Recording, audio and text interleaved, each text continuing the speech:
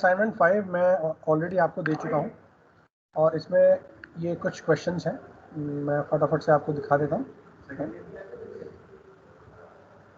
तो असाइनमेंट 1, 2, 3, 4 आप लोग कर चुके हो।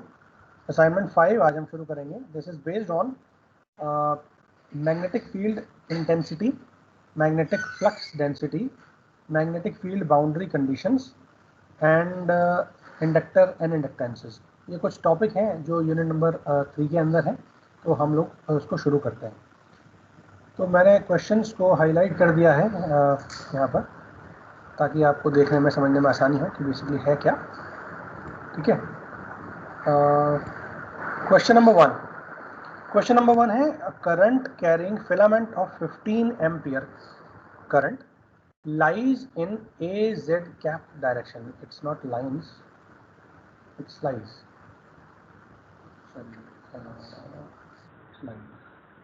Lies in AZ cap direction along the entire Z axis. Z axis पर मेरा 15 एम्पियर की करंट कैरी करने के लिए एक करंट का फिलामेंट या वायर रखा हुआ है। ठीक है, तो अगर मैं इसको प्लॉट करूं तो ये मेरी XYZ एक्सिस है।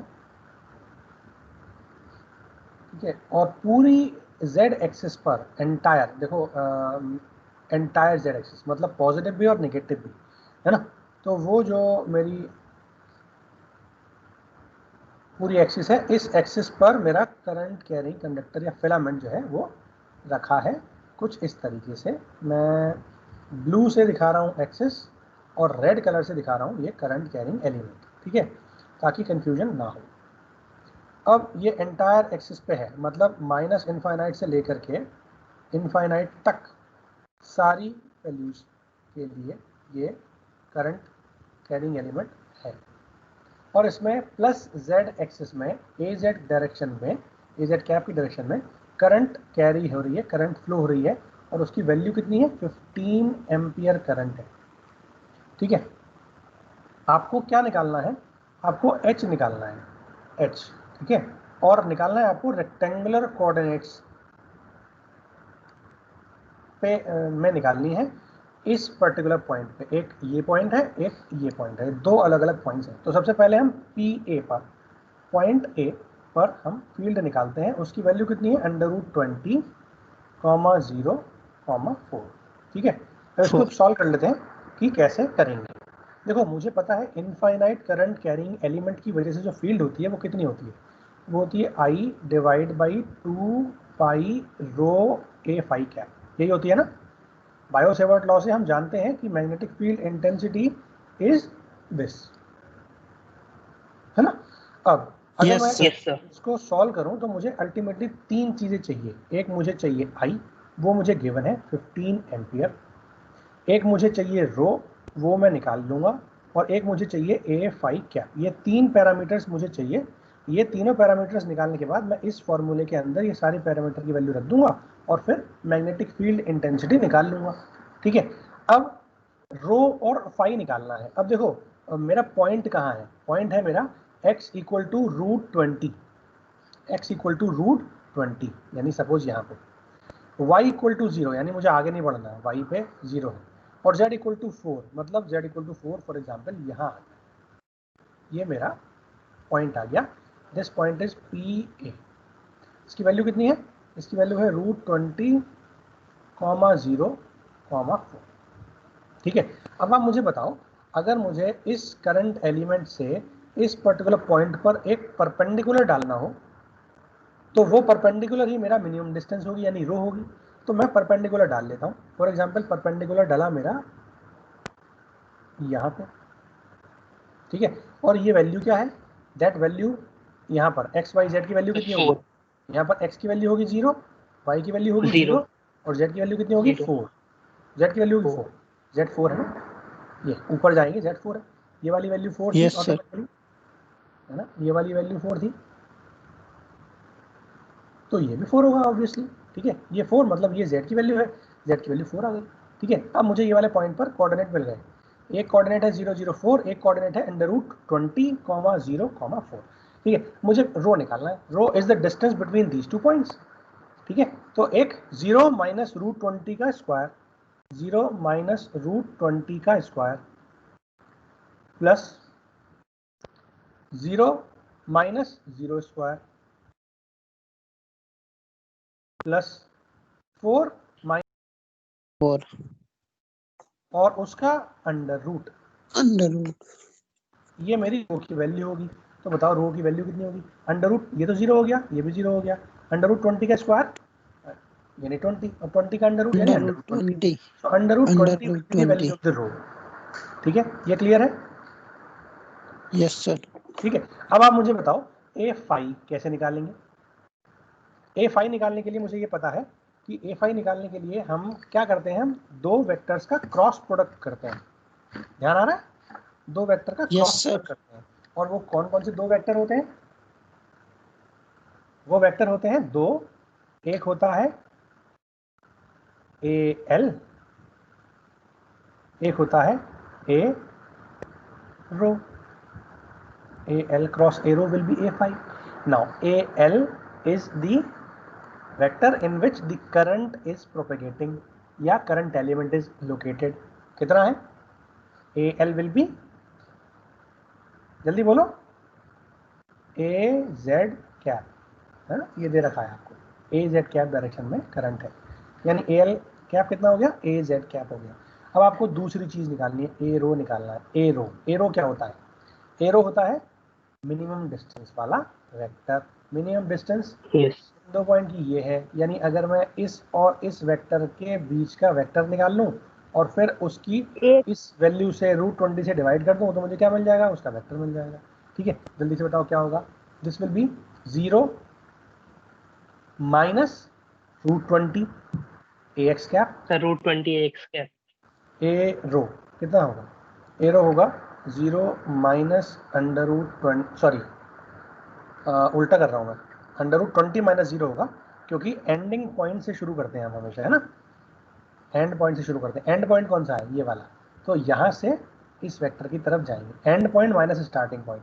यहाँ डिस्टेंस में तो कोई दिक्कत नहीं है क्योंकि स्क्वायर होगा, नेगेटिव और पॉजिटिव का स्क्वायर सेम ही होगा, लेकिन वेक्टर में नेगेटिव का डिफरेंस आ जाएगा, है ना? तो क्या होगा? End point under root 20 minus 0 AX cap, है ना, plus 0 minus 0 AY cap plus 4 minus 4 AZ cap. यही तो होगा। और इसकी वैल्यू क्या हो जाएगी? इसकी वैल्यू हो जाएगी अंडर रूट 20 AX कैप। ये एरो की वैल्यू नहीं है, ये एरो के डायरेक्ट, मतलब ये बेसिकली दो वेक्टर, एरो वेक्टर की वैल्यू। हाँ, ठीक है, मुझे इसका इस डायरेक्शन में यूनिट वेक्टर निकालना है, मतलब मुझे इसके मैग्नीट्यूड से डिवाइड करना पड़ेगा, अंडर रूट 20, है ना? मैग्नीट्यूड कितना है? Under root 20। इससे कैंसिल हो जाएगा, क्या बचेगा? AX cap. तो AL इक्वल्स टू AZ आ गया, एंड ए रो कैप कितना आ गया मेरा? ए रो कैप आ गया AX कैप। अब मैं ये सारी वैल्यूज, एक ये वाली वैल्यू, एक ये वाली वैल्यू, एक ये वाली वैल्यू, ये तीनों कहाँ रख दूंगा? इसके अंदर रख दूंगा।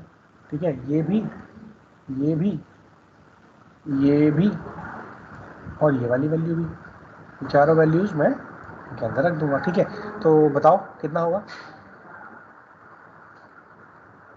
ठीक है, क्या होगा?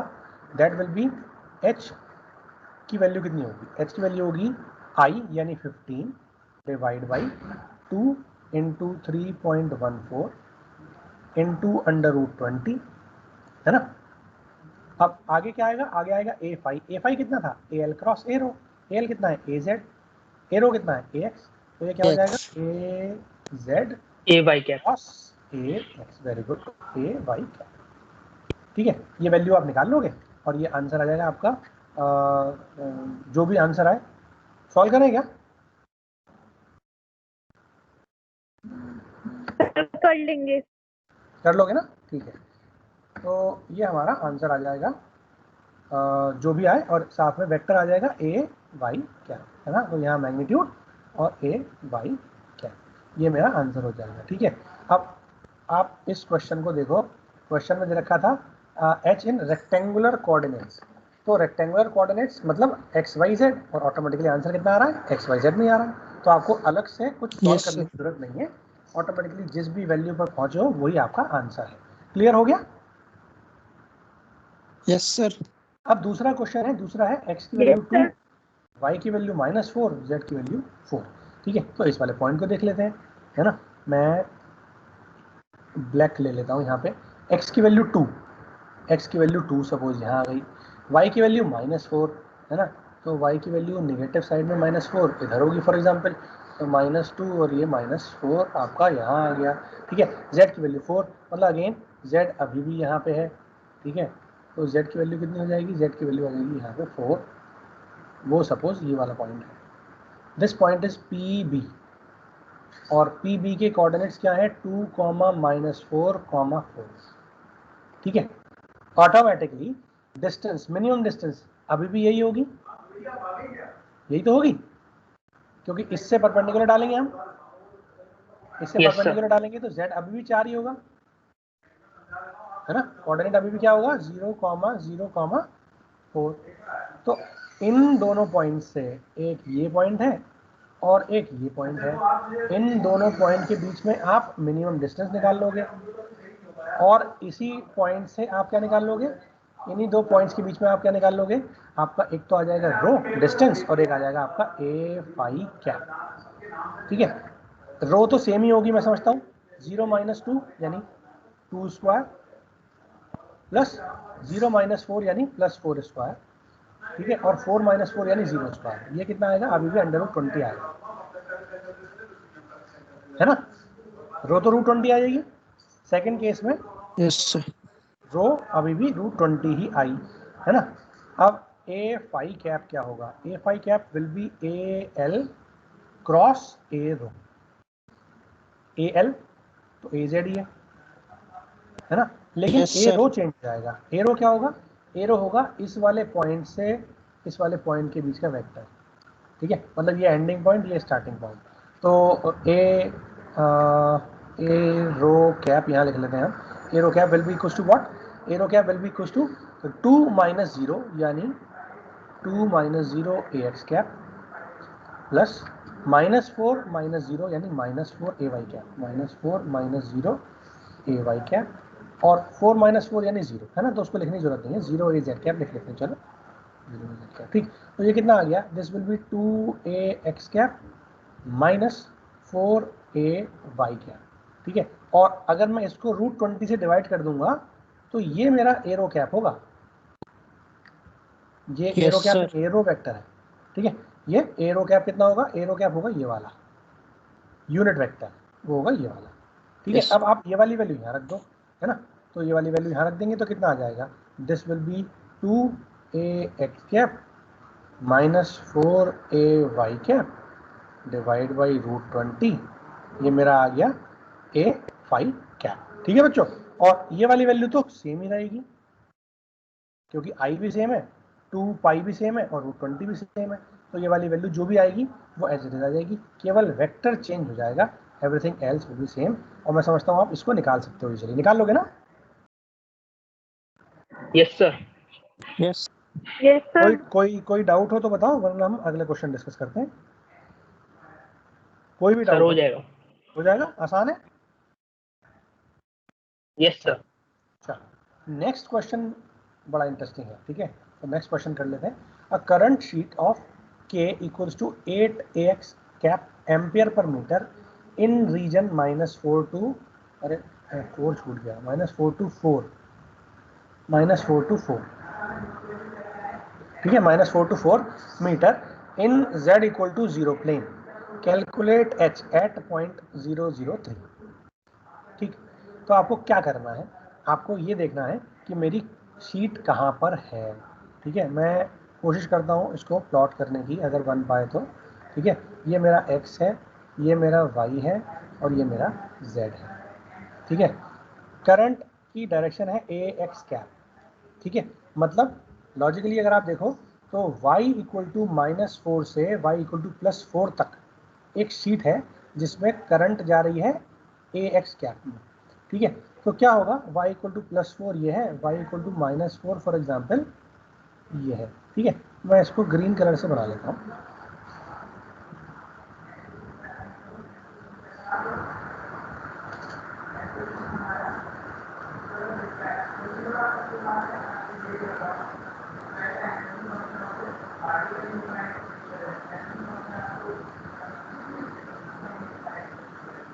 ये एक स्ट्रिप है, ठीक है, ये एक स्ट्रिप है। थोड़ा सा बनाने में दिक्कत है, तो आप समझ जाना कि मैं क्या कहना चाह रहा हूँ, क्या बनाना चाह रहा हूँ।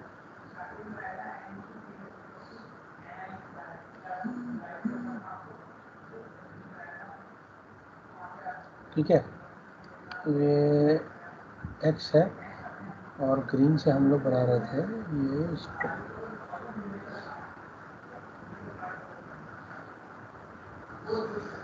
ठीक है, अब आप देखो ध्यान से, करंट कहाँ जा रही है? करंट जा रही है ए एक्स कैप, एक्स कैप की डायरेक्शन में। मतलब करंट की जो वैल्यू है वो है इधर,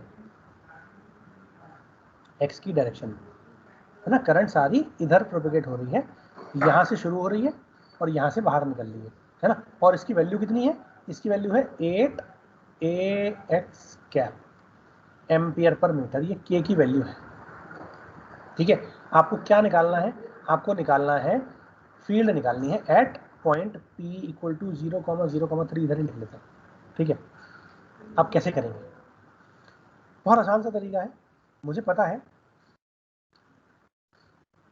H इक्वल्स टू, मैंने आपको एक्सप्रेशन लिखवाए थे, I D L cross A R cap divide by 4 pi are square, ठीक है। ऐसे ही मैंने दूसरे केस के लिए निकलवाया था। शीट करंट अगर होती है तो वो होता है K D S, sorry K D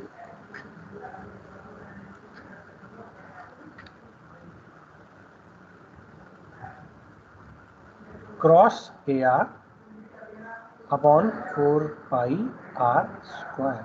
और एक फॉर्मूला था वॉल्यूम के लिए, अगर वो होता है तो वो होता है J D V cross A r divide by 4 pi are square. और ये तीनों ही फॉर्मूले जो हैं ये डिफरेंशियल फील्ड के हैं, है ना। डिफरेंशियल मतलब डिफरेंशियल करंट एलिमेंट और डिफरेंशियल फील्ड।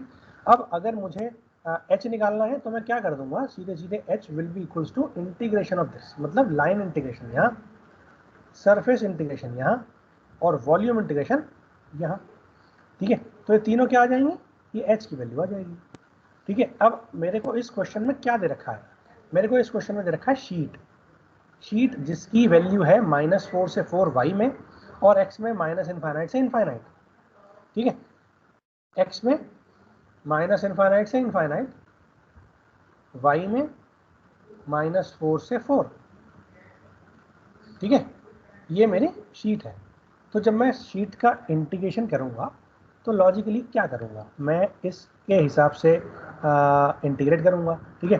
डबल इंटीग्रेशन में सरफेस का एरिया आएगा, सरफेस एरिया में सरफेस एरिया कितना आएगा? dx dy और के वेक्टर तो है ही, के वेक्टर क्रॉस ए आर कितना है? एक छोटा सा सेगमेंट आप मान लो, एक लाइन सेगमेंट मान लो या सरफेस सेगमेंट मान लो, और उसकी वजह से आपको इस पर्टिकुलर पॉइंट पर फील्ड निकालनी है। पॉइंट कहाँ है? पॉइंट है 0,0,3, मतलब x भी 0 y भी 0 z = 3। सपोज पॉइंट ये है, ये मेरा पॉइंट है 0,0,3, ठीक है बच्चों। तो ये वेक्टर मेरा हो जाएगा ए आर कैप, ठीक है। A R cap, A rho cap, है ना। ये कितना हो जाएगा? A Z cap, Z cap में पॉइंट है ना ऊपर की तरफ, इसके perpendicular, divide by 4 pi are square. अब आर क्या है बताओ? आर क्या है? R is the minimum distance. Minimum distance कितनी होगी? तो शीट से परपेंडिकुलर डिस्टेंस, मिनिमम डिस्टेंस 3 है ना। 0,0,3, 2 कहाँ से हो गई? 3, ये वाली यस वैल्यू सर, है 3। ना। ये वाली वैल्यू कितनी है? 3। तो ऑटोमेटिकली आप 3 रख दो, 9 है। आपको ये गिवन है, वेक्टर पता लगा लिया आपने, आपको ये गिवन है। ये क्या होगा? ये होगा x equals to minus infinite से इनफाइनाइट और y इक्वल्स टू -4 से 4। -4 से 4।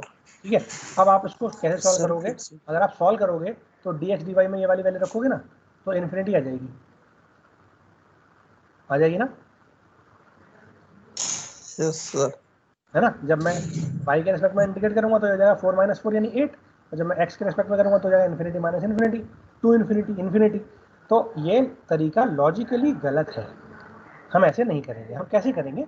हम इसको मानेंगे कि it is a combination of several infinitely long line charges located in the xy plane parallel to the sheet। हम क्या मानेंगे?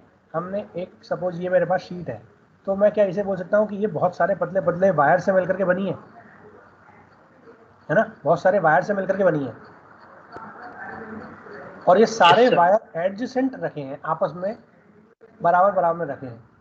तो अगर मैं एक इंडिविजुअल वायर की वजह से, एक इनफाइनाइट वायर की वजह से फील्ड निकाल लूं तो वो कितनी होती है? वो मुझे पता है कितनी होती है। कितनी होती है? I डिवाइड बाई 2 पाई रो।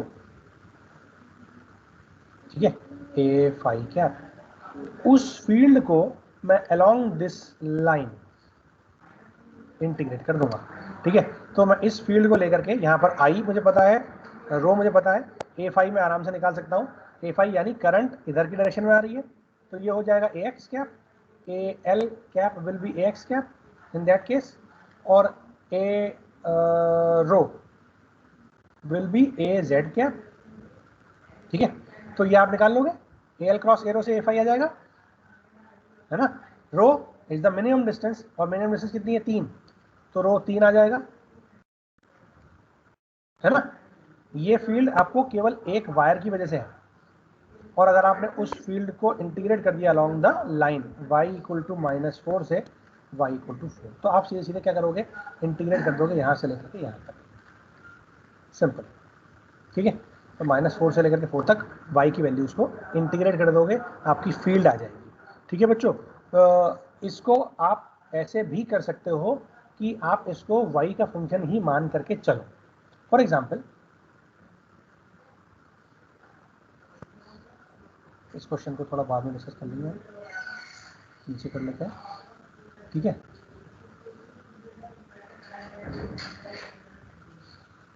मेरे पास ये शीट है ना? ये शीट है, तो अभी मैंने क्या लिया? अभी मैंने ये बोला आपसे कि मैंने जो लाइन मानी वो लाइन मैंने x इक्वल टू 0 वाली मान ली, लेकिन x इक्वल टू 0 वाली माना जरूरी थोड़ी है ना? लाइन अपनी सिंपलिसिटी के लिए मैंने ये वाली लाइन मान ली और फिर उसको -4 से 4 इंटीग्रेट कर दिया। लेकिन अगर मैं यहाँ से इतनी दूर एक लाइन मानूं, ठीक है, ये लाइन है सपोज फॉर एग्जांपल, इस लाइन की वजह से मुझे इस पर्टिकुलर पॉइंट पर फील्ड निकालनी है। ठीक है, तो ये लाइन मेरी यहाँ से कितनी दूर है? ये लाइन मेरी यहाँ से दूर है सपोज y डिस्टेंस दूर है। ठीक है ना? तो जो मेरा ये वाला वेक्टर होगा ना, that vector includes, that arrow vector या AR vector includes the value of the y, that is why there is a benefit of integration. अगर मैं सीधे सीधे इस वाले एक्सप्रेशन में इंटीग्रेट कर दूं, इस वाले एक्सप्रेशन में इंटीग्रेट कर दूं, तो क्या होगा? मैंने एक वायर की फील्ड निकाल ली और मैंने उसकी 8 से मल्टीप्लाई कर दी, पर लॉजिकली ऐसा है नहीं, है ना? क्योंकि मेरे पास केवल 8 वायर थोड़ी है, मेरे पास तो बहुत सारे वायर्स हैं। ठीक है, और वो सारे एडजेसेंट है, वो वायर्स कंबाइंड फॉर्म में एक शीट बना रहे हैं, तो लॉजिकली ये तरीका भी मेरा सॉल्व करने का गलत है। ठीक है, मैं कैसे करूँगा? मैं हमेशा क्या मान के चलूँगा कि एक वेक्टर मेरा ये है, ये y डिस्टेंस पर मैंने एक पॉइंट माना, मैंने एक करंट का एलिमेंट माना। ठीक है, इस करंट एलिमेंट में मेरी करंट प्रोपेगेट हो रही है। ठीक है, और अब मैं इस पर्टिकुलर पॉइंट से, इस वायर से जो y दूर है, y डिस्टेंस दूर है इस x एक्सिस से, इस पॉइंट से इस अपने फील्ड, जहां पर मेरे को फील्ड निकालनी है, उस पॉइंट पर परपेंडिकुलर डालूंगा। ठीक है, तो ये वाला वेक्टर जो होगा, ये वाला वेक्टर होगा a, इस वाले वेक्टर की डायरेक्शन में जो यूनिट वेक्टर होगा that will B AR cap. तो लॉजिकली क्या होगा? लॉजिकली ये होगा कि ये वेक्टर मेरा है, देखो ये वाला वेक्टर क्या है? ये वाला वेक्टर ये होगा 3AZ कैप। ये वाला वेक्टर क्या होगा? That vector will be that vector will be Y A Y cap, है ना। तो ये वाला वेक्टर जो आर वेक्टर है फॉर एग्जांपल, इस वेक्टर को हम क्या लिख सकते हैं, इस वेक्टर को हम लिख सकते हैं कि ये मेरा Y A Y plus R vector जो है मेरा ये 3az कैप है। तो अगर मुझे आर वेक्टर निकालना हो तो आर वेक्टर क्या होगा, 3az cap minus Y A Y cap. और अब इसी का मैं ए आर कैप निकाल लूंगा, R divide by mod R, ये हो जाएगा मेरा ए आर कैप। और ये एक्चुअल में उस वाले एक्सप्रेशन में रखूंगा जो मेरा के D S cross A r divide by 4πr² है ना। इसको मैं यहां पर रखूंगा इस वाले फॉर्मूले में, ये वाला, ठीक है। और इस के डी एस को मैं क्या बोल दूंगा कि it is basically I D L cross D Y, ठीक है, I D L cross D Y. क्यों, क्योंकि dl यानी यहाँ से लेकर यहाँ तक x में माइनस इन्फाइनाइट से इन्फाइनाइट और y में -4 से 4 यानी dy, ये dy स्ट्रिप हो जाएगी। तो ये दोनों वैल्यूज डिवाइड बाई कितना हो जाएगा, ये हो जाएगा 9 + y², ठीक है ना। ये वैल्यू ए आर कैप यहाँ रख दूंगा, ठीक है, यहाँ आ जाएगा।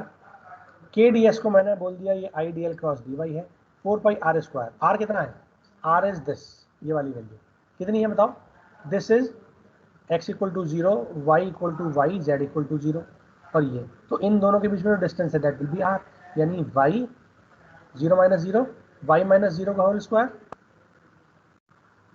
प्लस 0 - 3 का होल स्क्वायर और उसका under root, that will be r। कितना, 9 + y² का under root, that will be r। ये वैल्यू, ये वाली वैल्यू, ये वाली वैल्यू और ये वाली वैल्यू, ये तीनों मैं इस एक्सप्रेशन के अंदर रख दूंगा और फिर उसको y = -4 से लेकर के 4 तक सॉल्व कर लूंगा इंटीग्रेशन को, तो मेरा क्या आ जाएगा, तो मेरा h आ जाएगा। ठीक है बच्चों, आप कर लोगे।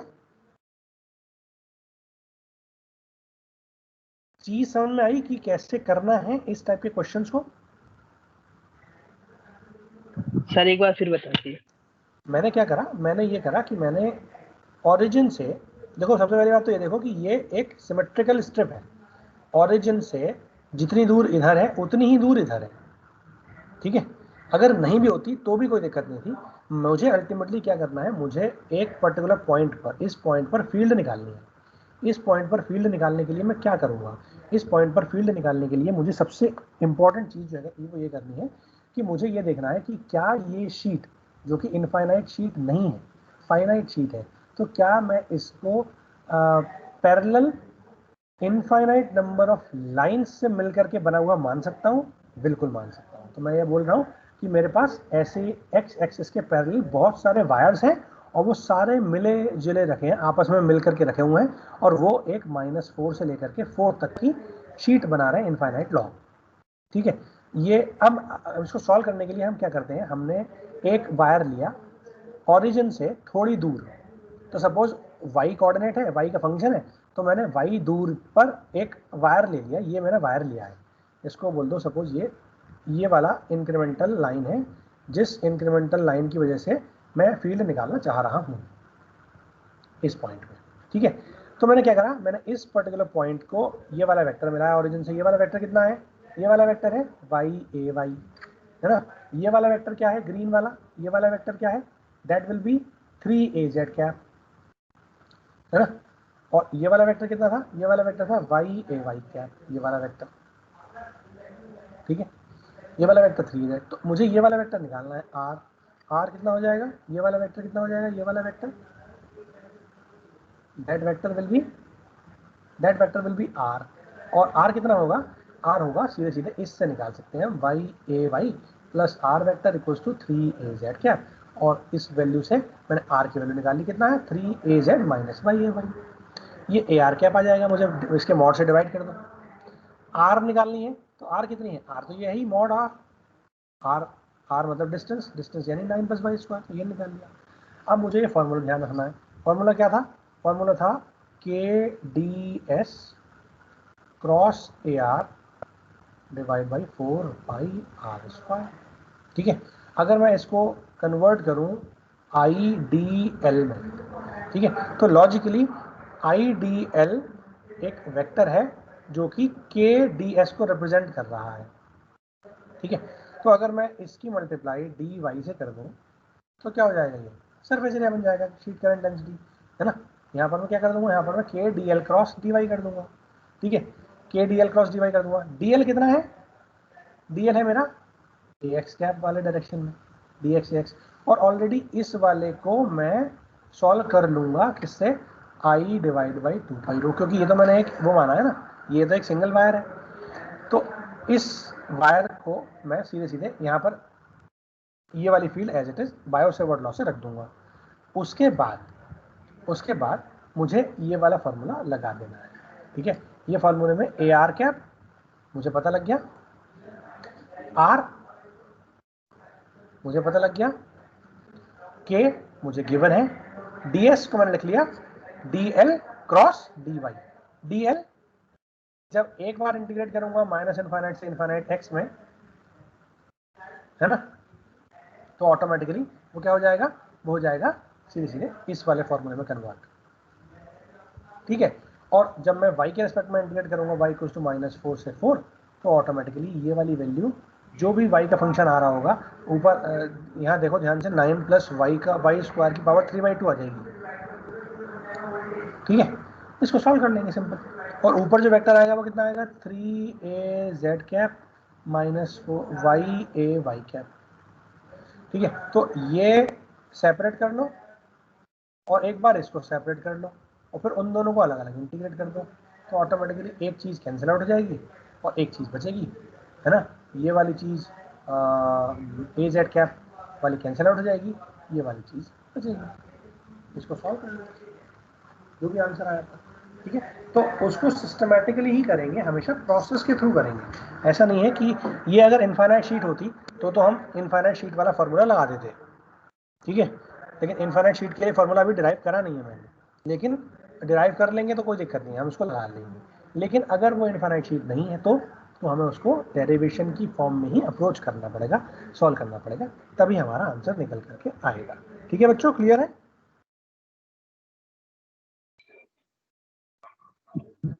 Yes sir. अब नेक्स्ट क्वेश्चन है ये,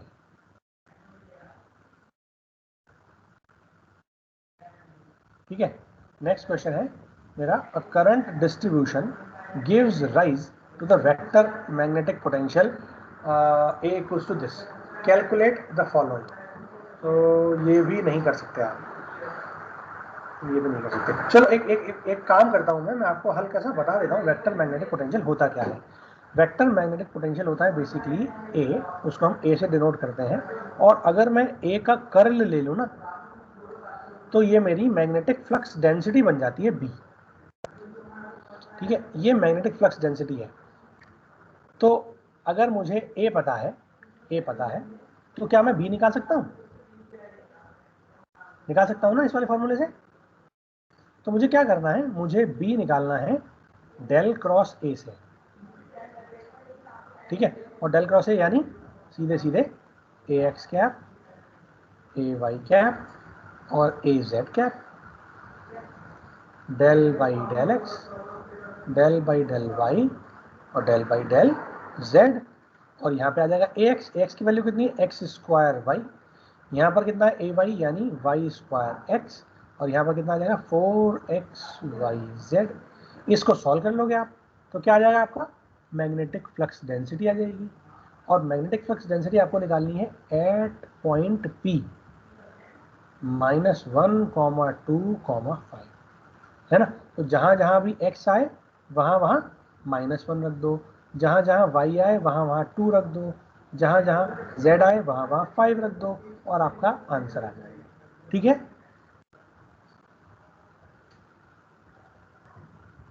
जल्दी बोलो। Yes sir.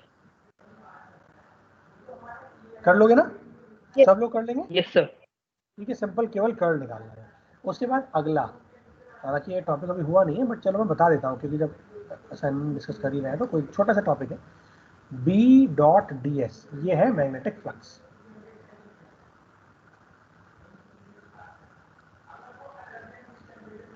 साई m मतलब मैग्नेटिक फ्लक्स, b मतलब मैग्नेटिक फ्लक्स डेंसिटी, ds मतलब सरफेस एरिया।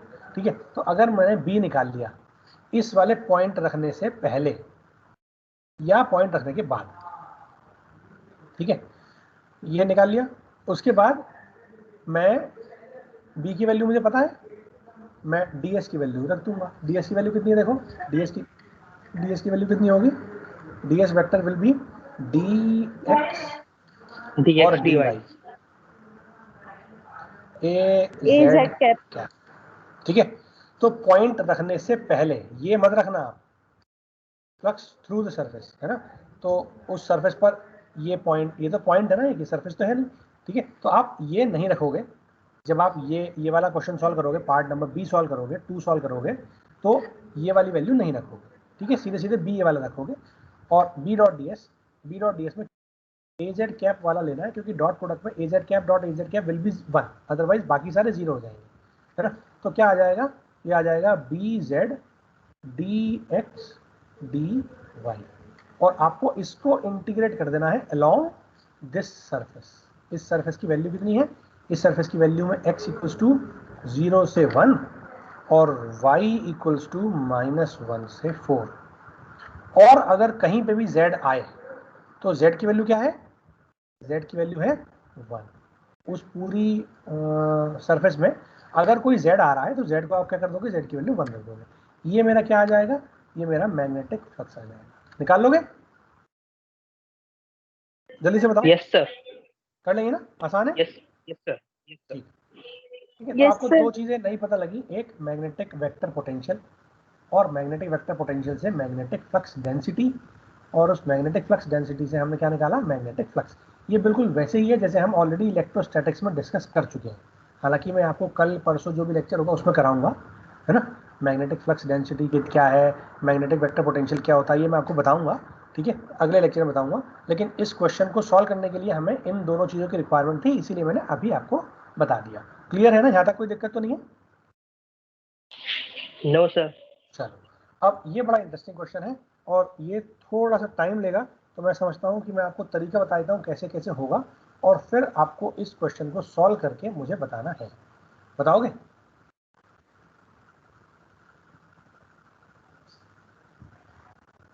बोलो, बताओगे नहीं बताओगे?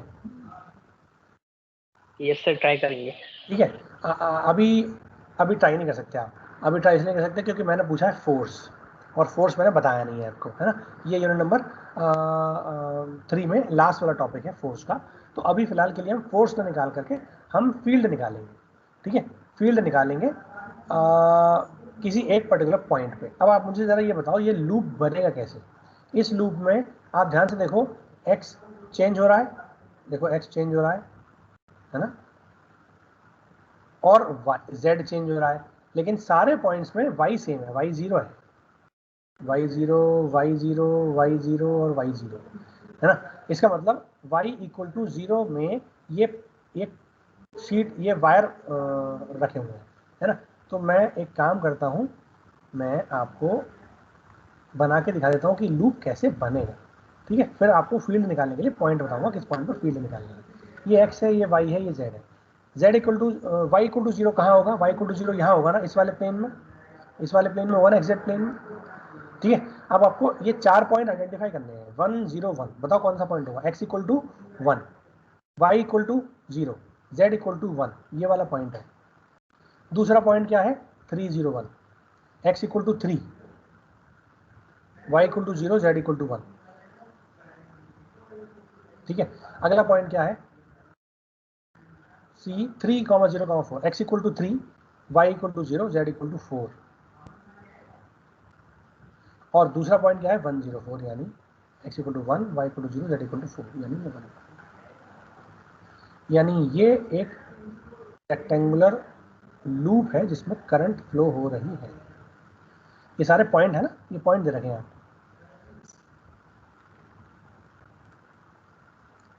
ठीक है, अब आपको क्या करना है, आपको ये करना है कि आपको इस लूप की वजह से, अच्छा पॉइंट देख लेते हैं कौन से हैं। ये वाला पॉइंट है A, ये वाला पॉइंट है B, ये वाला पॉइंट है C, ये वाला पॉइंट है D। और करंट कहाँ जा रही है, करंट जा रही है B से C की डायरेक्शन में, AZ कैप में। बी से सी एजेड गैप में, यानी ये डायरेक्शन है, तो ऑटोमेटिकली इधर इधर होगी, इसमें इधर होगी और इसमें इधर होगी। ठीक है, आपको फील्ड निकालनी है, field due to this ABCD loop at point x equal to 2, y equal to 0, z equal to 3। इस पर्टिकुलर पॉइंट पर आपको फील्ड निकालनी है। कहाँ होगा ये पॉइंट? ये पॉइंट होगा x equal to 2, y equal to 0, z equal to 3, मतलब z इक्वल टू 1 यहाँ है, z इक्वल टू 4 यहाँ है, तो z इक्वल टू 3 यहाँ होगा। इस पॉइंट पर आपको फील्ड निकालनी है। ठीक है, इस पॉइंट पर फील्ड निकालनी है आपको। ठीक है बच्चों, ठीक है, तो आप क्या करोगे, आप निकालोगे फील्ड ड्यू टू AB यानी HAB, फिर निकालोगे field due to BC, plus आप निकालोगे field due to CD, plus आप निकालोगे फील्ड ड्यू टू DA, और फिर इन चारों फील्ड्स को आप जोड़ दोगे, फिर टोटल फील्ड आ जाएगी, है ना। इस वाले पॉइंट पर इन चारों करंट सेगमेंट की वजह से, अलग अलग सेगमेंट की वजह से फील्ड निकाल लोगे आप, और आप वो निकाल सकते हो, फील्ड टोटल ऐड कर दोगे। अब इसको निकालने के लिए क्या करना पड़ेगा आपको? इनफाइनाइट तो है नहीं, ये फाइनाइट है, तो फाइनाइट वाले के लिए क्या करते हो आप? फाइनाइट वाले के लिए आप फॉर्मूला लगाते हो I divide by 4 pi rho कितना, cos alpha 2 minus cos alpha 1 A phi cap, यही तो लगाते हो। अब आपको अल्फा 2, अल्फा 1, रो और A फाई, ये चारों केस के लिए अलग अलग निकालने हैं। मैं एक केस के लिए बता देता हूँ। AB वाला सेगमेंट लिया, करंट किधर जा रही है? करंट जा रही है A से B की तरफ, तो मैं इन पॉइंट को दोनों पॉइंट से मिला देता हूँ। ये वाला एंगल होगा अल्फा 1 क्योंकि इनकमिंग पॉइंट है, ये वाला एंगल होगा अल्फा 2। ठीक है, दूसरा वाला सेगमेंट देख लो। दूसरा वाला सेगमेंट है सपोज BC, है ना। BC वाले सेगमेंट को आपने इस पॉइंट को इधर बढ़ा दिया, इसको इधर बढ़ा दिया।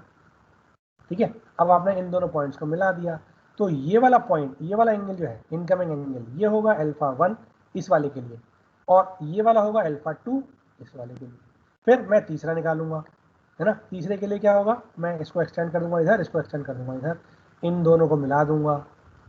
ठीक है, तो ये वाला एंगल ये होगा अल्फा 1 और ये वाला एंगल होगा अल्फा 2। फिर मैं इसको मिला दूंगा, इसको एक्सटेंड करूंगा। ठीक है, इसको एक्सटेंड करूंगा और इन दोनों पॉइंट्स को मिला दूंगा। ये वाला एंगल होगा अल्फा 1 और ये वाला एंगल होगा अल्फा 2। चारों के लिए अल्फा निकल गए। अब आप ध्यान से देखो, इस पॉइंट की इन चारों लाइन से मिनिमम डिस्टेंस कितनी है? मिनिमम डिस्टेंस होगी ये वाली, या ये वाली, या ये वाली, या ये वाली। ठीक है, और ये डिस्टेंस कितनी है? देखो, ये वाली वैल्यू थी 1, ये वाली वैल्यू थी 4, और ये वाली वैल्यू थी 1, ये वाली वैल्यू थी 3। तो इधर तो ये 2, और इधर कितनी है? ये इधर ये है 3, यहाँ से लेकर के यहाँ तक कितनी है? ये वाली वैल्यू 3 है, 4 से 1 3, तो ये हो जाएगी 1.5, ये हो जाएगी 1.5, ये हो जाएगी 1 और ये हो जाएगी 1। तो रो आ गया आपका। अब आपको निकालना A5। A5 क्या होगा? A5 इस पर्टिकुलर पॉइंट से इस पर्टिकुलर मिनिमम पॉइंट में। तो अगर मैं देखता हूँ ये वाली लाइन, तो ये वाली लाइन के लिए क्या होगा? AZ cap. अगर मैं ये वाली लाइन देखता हूँ तो ये वाली क्या होगी? AX cap. अगर मैं इधर देखता हूँ तो ये होगा माइनस AX कैप। अगर मैं इधर देखता हूँ तो ये होगा माइनस AZ कैप। तो घूम फिर करके A5 की वैल्यू कभी माइनस AX कैप, कभी प्लस AX कैप, कभी प्लस AZ कैप, कभी माइनस AZ कैप। ठीक है बच्चों, ये चारों ऐड कर लोगे, ये चारों ऐड कर लोगे तो आपको क्या मिल जाएगा? आपको फील्ड मिल जाएगा उस पर्टिकुलर पॉइंट पर। ये पॉइंट है मेरा P, ऑरिजिन, सॉरी ऑरिजिन ये पॉइंट P यहाँ पर लूप का सेंटर मान लो। ठीक है, अभी आपको फोर्स निकालने के लिए नहीं बोल रहा हूँ मैं, अभी आपको ये क्वेश्चन दे रखा है और उसके बाद आपको निकालना है इस क्वेश्चन को। आगे भूल जाओ अभी क्या लिखा है ना, फोर्स नहीं निकालना अभी आपको। आपको क्या निकालना है? आपको निकालना है force field due to complete loop at this point. ठीक है, कर लोगे बच्चों? ये क्वेश्चन का सलूशन मुझे आप आज शाम को 5 बजे तक भेजोगे। ठीक है, 5 बजे तक ज्यादा हो गया। Okay sir. चलो शाम तक भेज देना, रात तक भेज देना, 8 बजे तक 9 बजे तक, ठीक है? ठीक है बच्चों, यस सर। चलें फिर? Yes sir.